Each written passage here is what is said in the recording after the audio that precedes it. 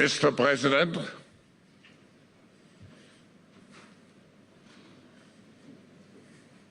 hello. What great honor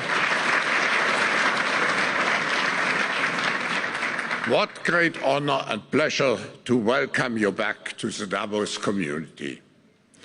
Just 4 days into your new mandate, we highly appreciate your presence with us today. We wish you all the best as you take on your critical work ahead. The global challenges we face today are monumental. The importance of American leadership and your personal leadership in this regard is fundamental and paramount. We are here to hear your vision and policies related to revitalizing the economy and addressing the global challenges. As you might expect, Mr. President, your return to office and your forthcoming policies have been at the focus of our discussions this week. The discussions among 3,000 political and business leaders from over 130 countries who came together here in Davos. We look forward to hearing first from you and then to the follow-up discussion with business leaders moderated by my colleague Børge Brende. Ladies and gentlemen, the President of the United States, Donald J. Trump.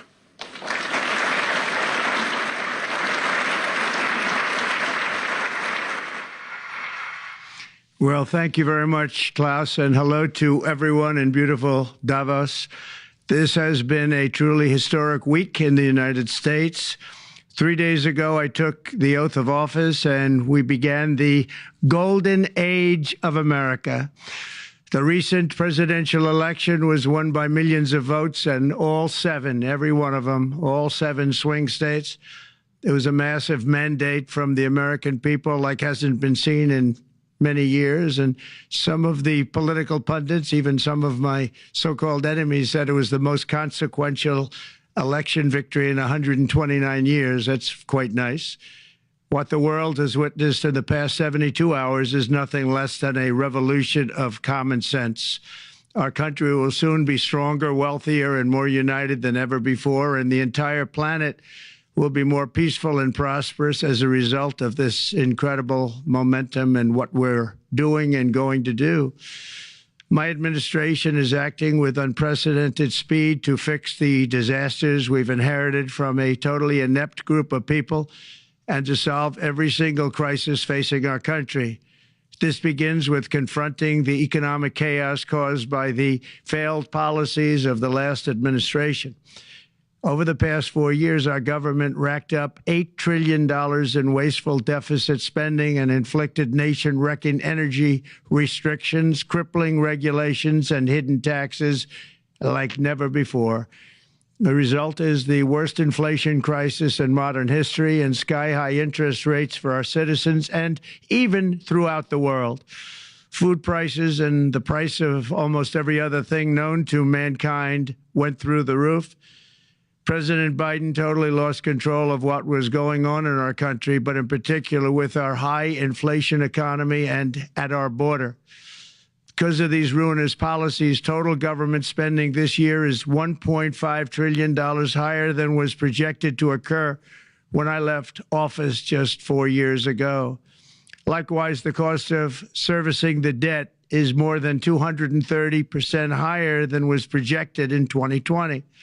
The inflation rate we are inheriting remains 50% higher than the historic target. It was the highest inflation probably in the history of our country.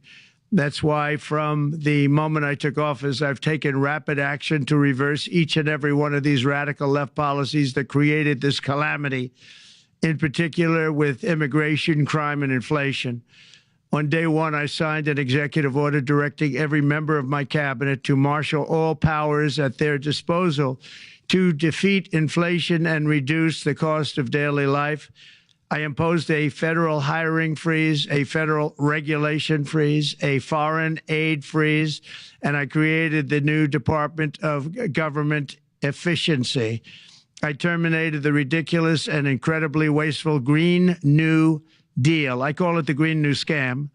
Withdrew from the one-sided Paris Climate Accord and ended the insane and costly electric vehicle mandate. We're going to let people buy the car they want to buy. I declared a national energy emergency, and that's so important, national energy emergency to unlock the liquid gold under our feet and pave the way for rapid approvals of new energy infrastructure. The United States has the largest amount of oil and gas of any country on earth, and we're going to use it. Not only will this reduce the cost of virtually all goods and services, it'll make the United States a manufacturing superpower and the world capital of artificial intelligence and crypto. My administration has also begun the largest deregulation campaign in history, far exceeding even the record-setting efforts of my last term. In total, the Biden administration imposed $50,000 in additional regulatory costs on the average American household over the last 4 years. I have promised to eliminate 10 old regulations for every new regulation, which will soon put many thousands of dollars back in the pockets of American families. To further unleash our economy, our majorities in the House and Senate, which we also took along with the presidency, are going to pass the largest tax cut in American history, including massive tax cuts for workers and family, and big tax cuts for domestic producers and manufacturers. And we're working with the Democrats on getting an extension of the original Trump tax cuts, as you probably know, by just reading any paper. My message to every business in the world is very simple. Come make your product in America, and we will give you among the lowest taxes of any nation on earth. We're bringing them down very substantially, even from the original Trump tax cuts.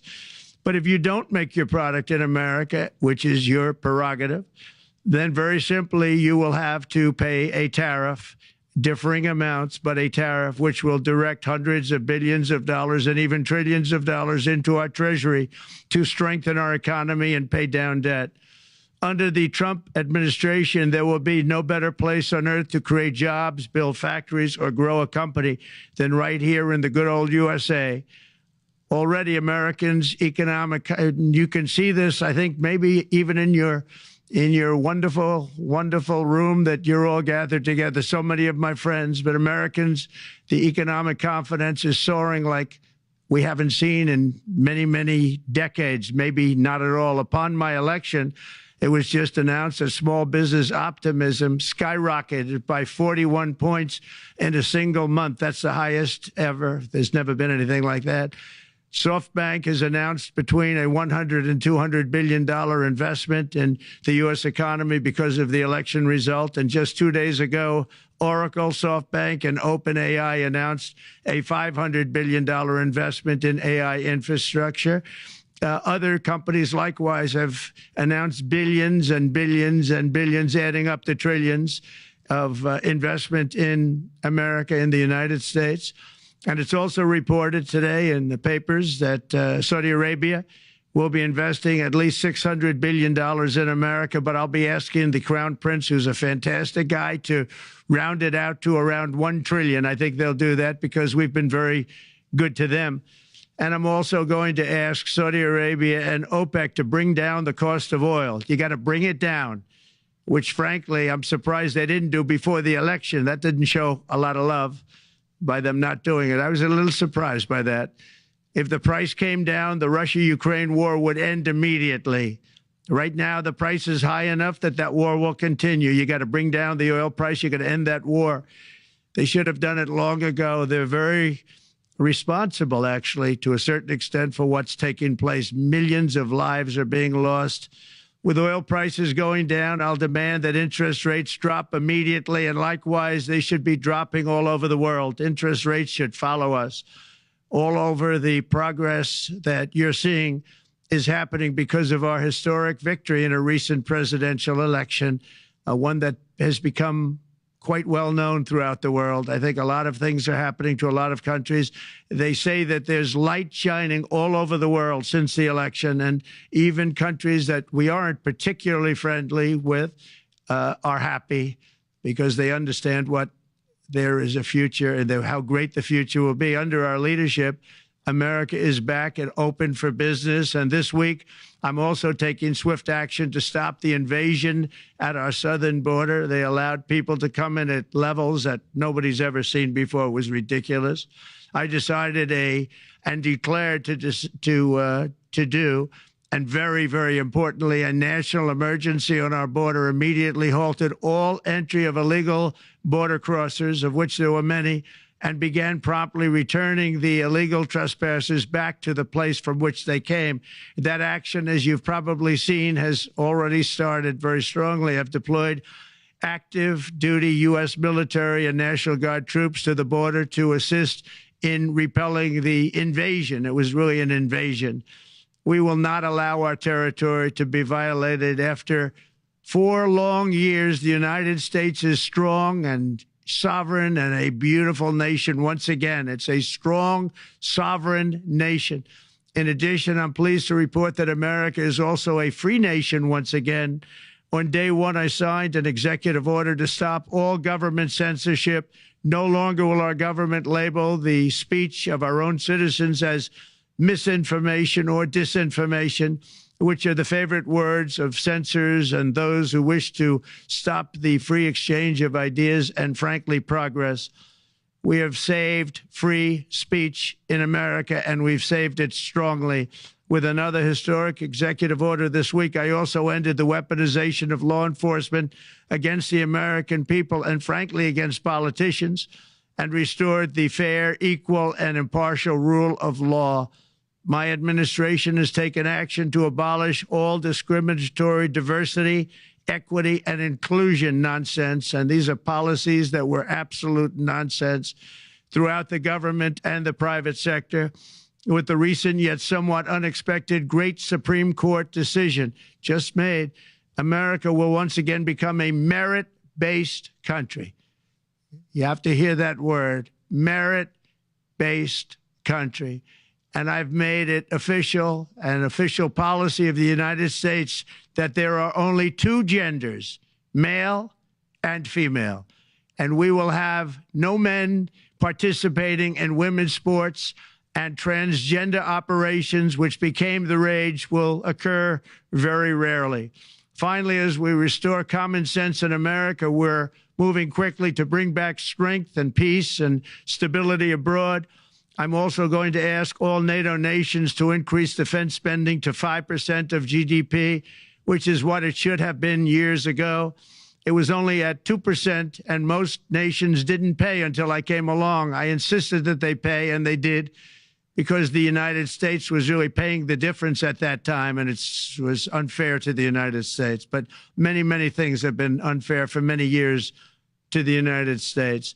Before even taking office, my team negotiated a ceasefire agreement in the Middle East, which wouldn't have happened without us, as I think most of the people in the room know.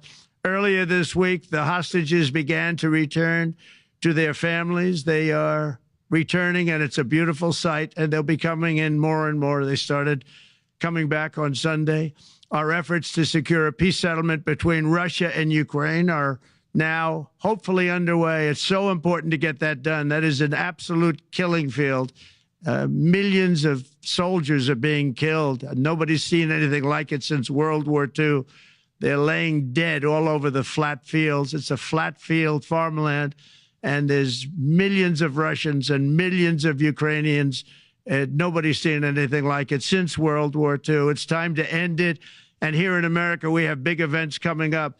Next year, we have the 250th anniversary of America's founding. I'm so honored to be president during that. That's been a big event. They've been talking about it for 10 years.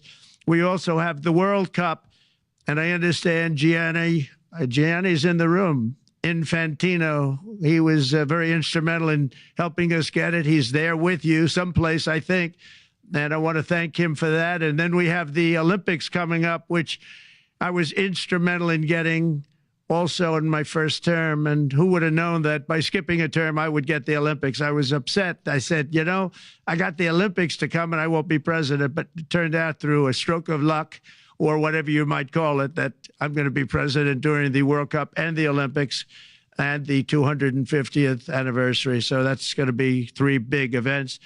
And we've accomplished more in less than 4 days. We have really been working 4 days than other administrations have accomplished in 4 years. And we're just getting started. It's really an amazing thing to see. And the spirit and the light over our country has been incredible. Under the last administration, our nation has suffered greatly, but we're going to bring it back and make it greater, bigger, stronger, better than ever before. I want to thank everybody for being with you. I would have been there myself, except the inauguration was 2 days ago. I thought it might be a little bit quick to make it the first stop, but we'll get there one day. We hope to get there. But I do appreciate, I heard the audience is fantastic, and many of my friends are in the audience, and I will be taking questions now from some very distinguished people. Thank you all very much.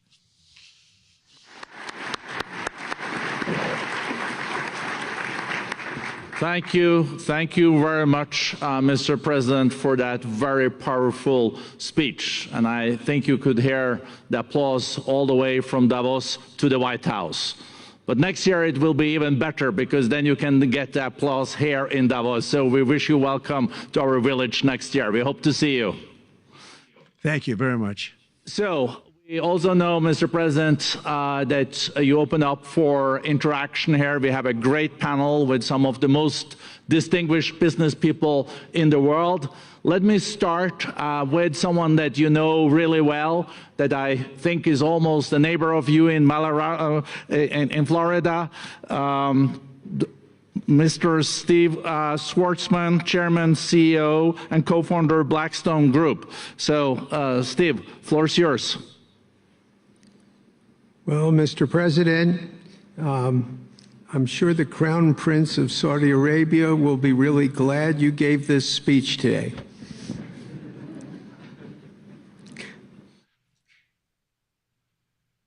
You've had the busiest 4 days that anybody can imagine, and congratulations for that.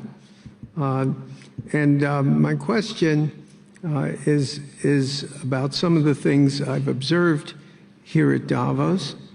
It's a terrific forum. I've met lots of people, as usual. I think I've been here 30 years. And a lot of the European business people have expressed enormous frustration with the regulatory regime in the EU, and they attribute slower growth rates here because of numerous factors, but especially because of regulations. And you've taken a completely different approach in this area. And if you could explain the theory of what you're doing, how you're going to do it, and what you expect the outcome to be, I'd appreciate it. Well, thank you very much, and congratulations, Steve. You're a friend of mine, but on a great career. You have had an amazing career, and it continues. I just want to congratulate you. Very inspirational to a lot of people. I want to talk about the EU, because you mentioned specifically that I have also had a lot of friends and leaders of countries. I've gotten to know them all my first term and a little bit during this period of 4 years, and know them well, like them a lot, but they're very frustrated because of the time everything seems to take to get approved, environmental impact statements for things that you shouldn't even have to do that, and many, many other ways that it takes. And I'm going to give you a quick little example. In the private life, my beautiful private life, before I had all these things happening, the world is a little different. I had a nice, simple life. You knew that. But when I had that simple life, I did projects. And I had a big project in Ireland. And it had to get approval on something that would have made it even better. And I got the approval from Ireland in a period of a week. And it was a very, very, very efficient, good approval. And they informed me, though, the problem is you're going to have to get it from the EU, and we think that'll take 5 to 6 years. And I said, you have to be kidding. And this was before politics. And I said, wait a minute, it's not that important. I don't want to go 5 or 6 years, but it would have been a big investment. It would have been nice, and it would have been good for the project. And I sent the people to the EU to see if they could speed it up. And basically, it was a 5 or 6 year wait just to get a simple approval that Ireland gave me in a period of literally not much more than a week. And I realized right then, that was the first time I really was involved with the EU, but I realized right then that's a problem. And I didn't even bother applying to do it. Or if I did, I pulled it very quickly. I have to be very accurate because I don't want to be criticized. He did apply, actually. No, I want to be very accurate. So I don't think I did, but if I did, I pulled it very quickly. It was just something you couldn't wait 5 years or 6 years to get an approval. So a lot of, in a very big business sense, a lot of people are claiming that's the problem. From the standpoint of America, the EU treats us very, very unfairly, very badly. They have a large tax that we know about, and a VAT tax, and it's a very substantial one.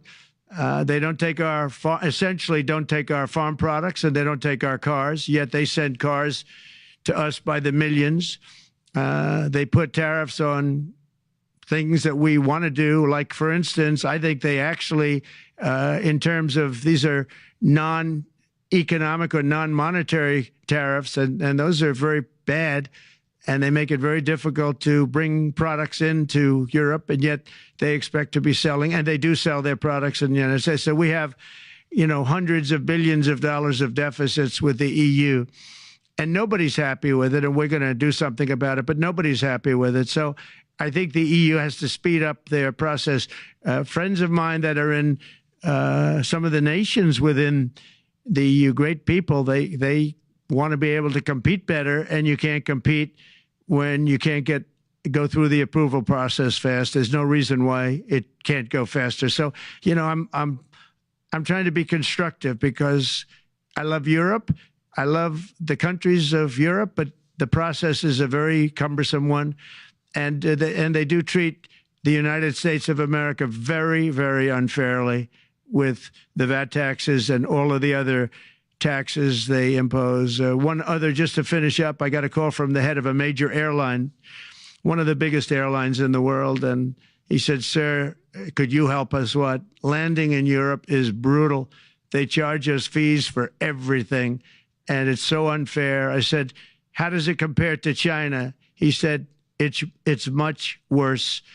And the other thing, as you know, they took court cases with Apple, and they supposedly won a case that most people didn't think was much of a case. They won 15 or 16 billion from Apple. They won billions from Google. I think they're after Facebook for billions and billions. These are American companies, whether you like them or not. They're American companies, and they shouldn't be doing that. And that's, as far as I'm concerned, it's a form of taxation. So we have some very big complaints with the EU. Thank you.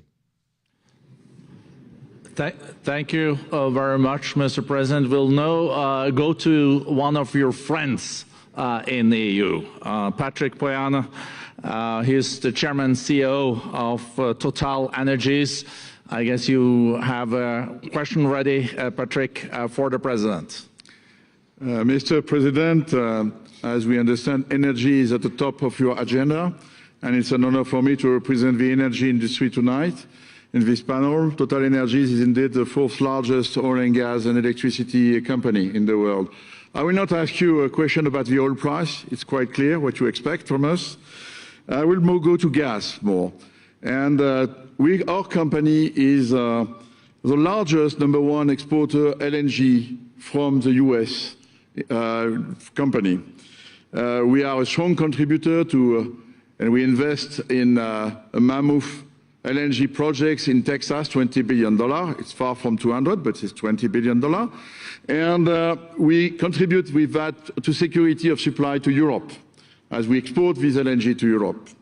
Some experts fear that if there are too many projects developed in the US on LNG, this could have an inflationary impact on the US domestic gas price. And they recommend a pause on these projects. I would ask you the following question. What are your views about such a pause on investments on LNG in the US? What would happen if you would observe an increased domestic gas price because of these exports? And final question, which is important for Europe, would you agree to guarantee security of supply of US LNG to Europe? Well, on the last part of your question, yes, I would. I would make sure that you get it. If we make a deal, we make a deal, you'll get it. Because a lot of people do have that problem. They make a deal and then it can't get supplied because of war-type problems and other problems. So we would absolutely do that. LNG is very interesting because when I took office for the first term, one of the first things I looked at was there were two very massive plants in Louisiana, a state that has been very good to me, won it by many, many points. And I felt strongly indebted to it, actually. And they said there are two plants that have been under environmental consideration for more than 10 years. And they were costing, as you say, you know how expensive those plants are, but they were costing like 12 billion and I think 14 or 15 billion, but they couldn't get their permits. They were in review for years, many, many years, like a decade or more. And I said, so ridiculous. I know so much about that because in the construction industry, I had to go through it too, but I got good at it after a while.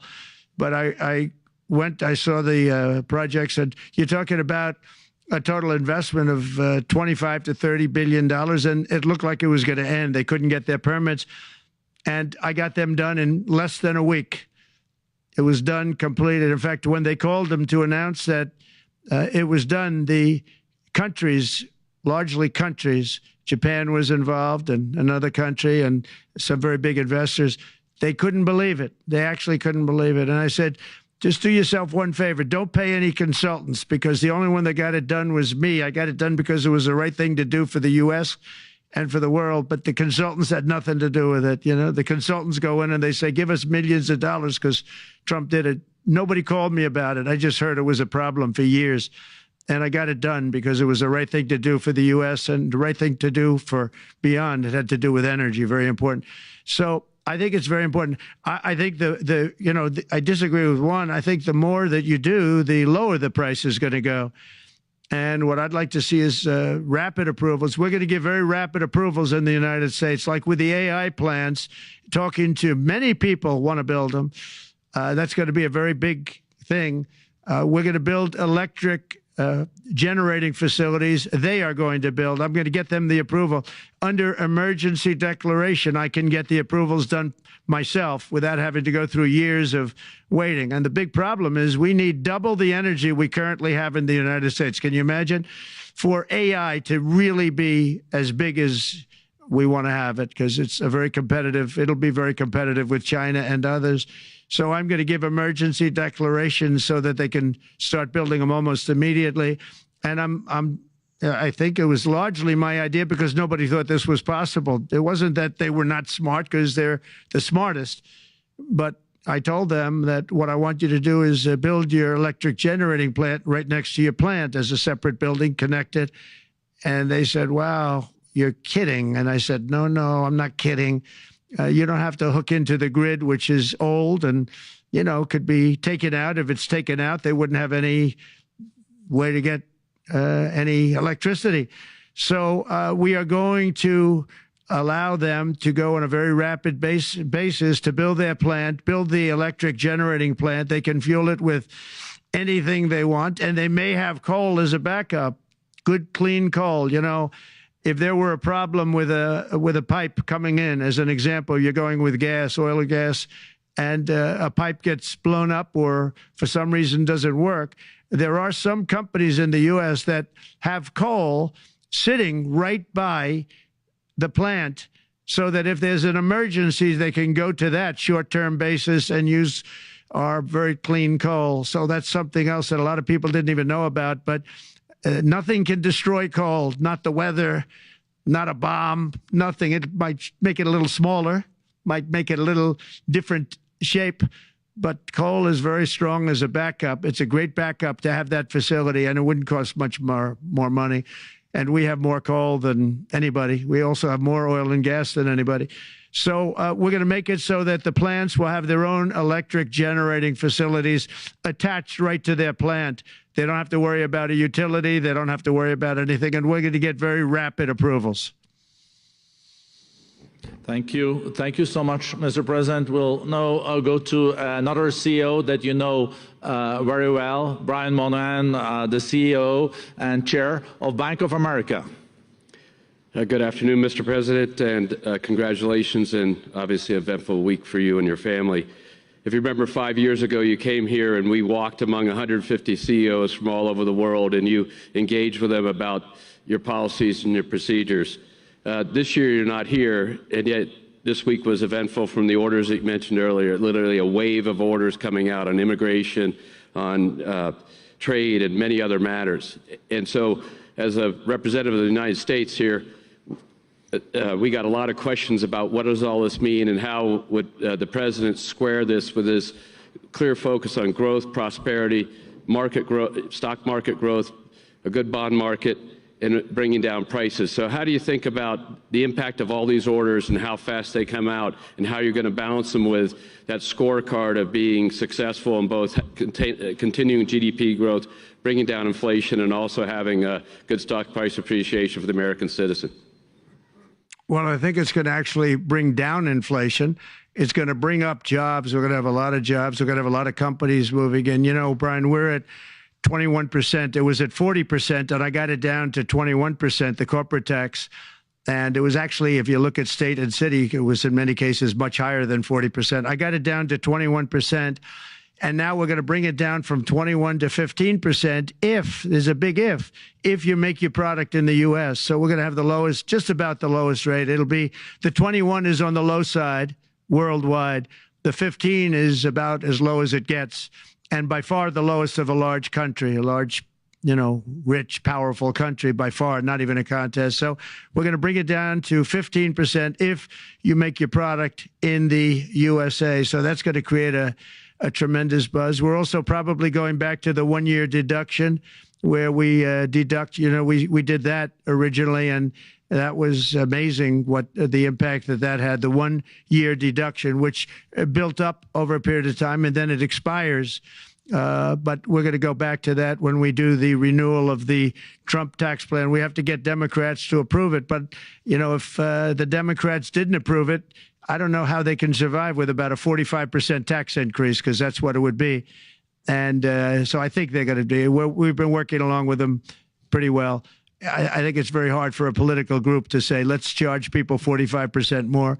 So I think we're in good shape. But we're actually doing a reduction for business and small businesses where you're going to bring it down to 15%, which is really something. And by the way, speaking of you, and you've done a fantastic job, but I hope you start opening your bank to conservatives, because many conservatives complain that the banks are not allowing them to do business within the bank. And that included a place called Bank of America. They don't take conservative business. And I don't know if the regulators mandated that because of Biden or what, but you and Jamie and everybody, I hope you're going to open your banks to conservatives, because what you're doing is wrong. Mr. President, I'll say that your friend Gianni said hello, told me to tell you hello, and we look forward to sponsoring the World Cup when it comes, both this summer for the club and next year. So thank you for getting that for the United States. Thank you very much, Brian. Thank you, Mr. President. We'll now go to Anna Butin. She's the executive chairman of Banco Santander, one of the big European banks, and also in the U.S. So, Anna. Mr. President, congratulations on a historic victory. I believe you don't know me as well as my fellow panelists, so a few words. Santander is one of the largest banks in the world by number of customers, 170 million. That's more than my friend Brian or my friend Jamie have. And those... They fixed the regulation. That's coming, that's coming. That was cheeky. we're a big investor in the United States. We have many million customers, 12,000 employees. We're one of the largest auto lenders. And we recently launched a fully digital bank called Open Bank. We strongly believe banks have a pivotal role in the economy, and we can accelerate growth and help many more customers. That's what we're doing in the United States. So, as Brian pointed out, we very much welcome your focus on deregulation and reducing bureaucracy. So my question is, what are your priorities in this regard, and how fast is this going to happen? Thank you very much.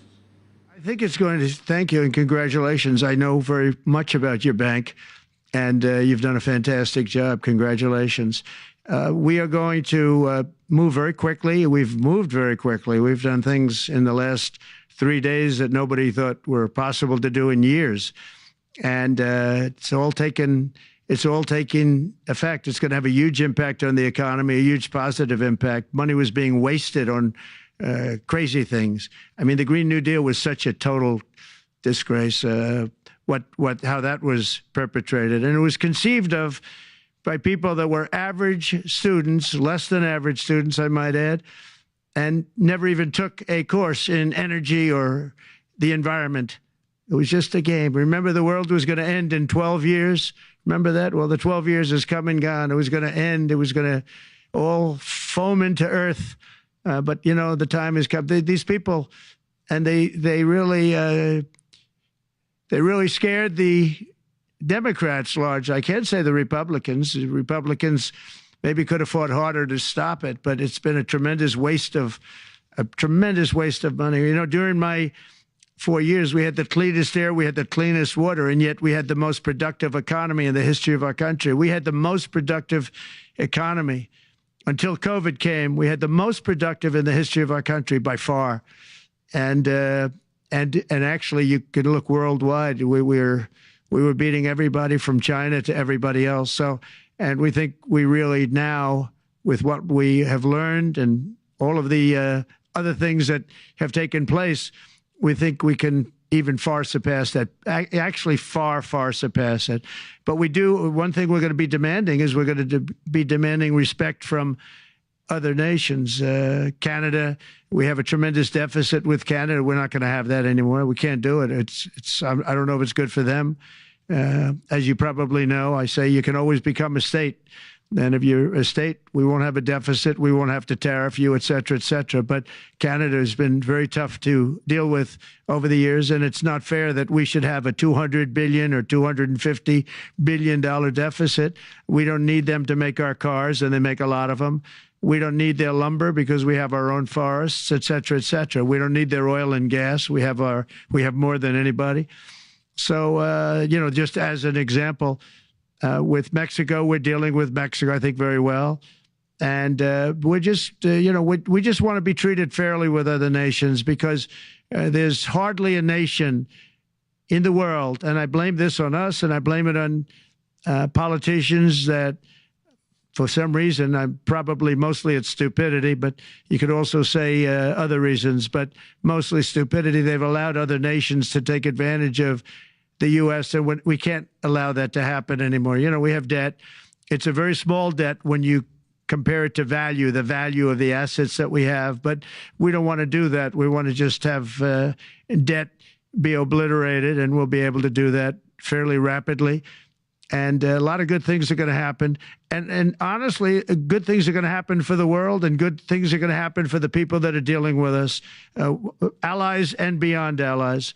One thing very important, I really would like to be able to meet with President Putin soon and get that war ended. And that's not from the standpoint of economy or anything else. It's from the standpoint of millions of lives are being wasted. Beautiful young people are being shot in the battlefield. You know, the bullet, very flat land, as I said, and the bullet goes, there's no hiding. And a bullet, the only thing going to stop the bullet is a human body. And you have to see, I've seen pictures of what's taken place. It's a carnage, and we really have to stop that war. That war is horrible. And I'm not talking economy. I'm not talking economics. I'm not talking about natural resource. I'm just talking about There's so many young people being killed in this war, and that's not including the people that have been killed as the cities are being, knocked down building by building. So we really should get that stopped. Likewise, in the Middle East, I think we've made a lot of progress in the Middle East, and I think that's gonna come along pretty well. Thank you. Thank you, Mr. President. We know that the most consequential relationship in the world is between the U.S. and China. U.S. 28% of the global economy, China close to 20. That's almost half of the global GDP. And we know that you called President Xi Jinping last Friday. We heard that you had a good discussion. How do you see the relationship between the U.S. and China in the next 4 years under your leadership? He called me, but I see it very good. I think that we're going to have a very good relationship. All we want is fairness. We just want a level playing field. We don't want to take advantage. We've been having massive deficits with China. Biden allowed it to get out of hand. He's $1.1 trillion deficit. It's ridiculous. And it's just an unfair relationship. And we have to make it just fair. We don't have to make it phenomenal. We have to make it a fair relationship. Right now, it's not a fair relationship. The deficit is massive, as it is with other countries, a lot of Asian countries, actually. But we have deficits that are very big, and we can't keep doing that. So we're not going to keep doing that. But I like President Xi very much. I've always liked him. We always had a very good relationship. It was very strained with COVID coming out of Wuhan. Obviously, that strained it. I'm sure it strained it with a lot of people, but that strained our relationship. But we always had a great relationship, I would say, and we look forward to doing very well with China and getting along with China. Hopefully, China can help us stop the war with, in particular, Russia, Ukraine. They have a great deal of power over that situation, and we'll work with them. And I mentioned that during our phone conversation with President Xi, and hopefully we could work together and get that stopped. We'd like to see denuclearization. In fact, with President Putin, prior to an election result, which was frankly ridiculous, we were talking about denuclearization of our two countries, and China would have come along. China has a much smaller, right now, nuclear armament than us, or field than us, but they're going to be catching it at some point over the next 4 or 5 years. And I will tell you that President Putin really liked the idea of cutting way back on nuclear. And I think the rest of the world, we would have gotten them to follow. And China would have come along, too. China also liked it. Tremendous amounts of money are being spent on nuclear. And the destructive capability is something that we don't even want to talk about today because you don't want to hear it. It's too depressing. So we want to see if we can denuclearize, and I think that's very possible. And I can tell you that President Putin wanted to do it. He and I wanted to do it. We had a good conversation with China. They would have been involved, and that would have been an unbelievable thing for the planet. Mr. President, when you're back here in Davos next year, will there be then a peace agreement with Ukraine and Russia by then? Well, you're going to have to ask Russia. Ukraine is ready to make a deal. Just so you understand, this is a war that should have never started. If I were president, it would never have started. This is a war that should have never, ever been started. And it wasn't started during there was never even talk about it. I knew that it was the apple of President Putin's eye, but I also knew that there was no way he was going in, and he wasn't going to go in. And then when I was out, bad things happened, bad things were said, a lot of stupidity all around, and you end up with what you have. Now you have all these bombed out cities that look like demolition sites with many people killed. I think the thing that you'll see about Ukraine is that far more people have died than is being reported. And I've seen that. But far, far more people have died. When you look at a city that's become a demolition site where big buildings have been collapsed by missiles hitting them and everything else, and they say one person was slightly injured. No. Many people were killed. Those are big buildings. I was surprised at how that was my business. These are buildings that go 2 and 3 blocks long. They're 20 stories high. They're big, powerful buildings, and they were knocked down, and there were a lot of people in those buildings. That announced that 2 people were injured. That's not true.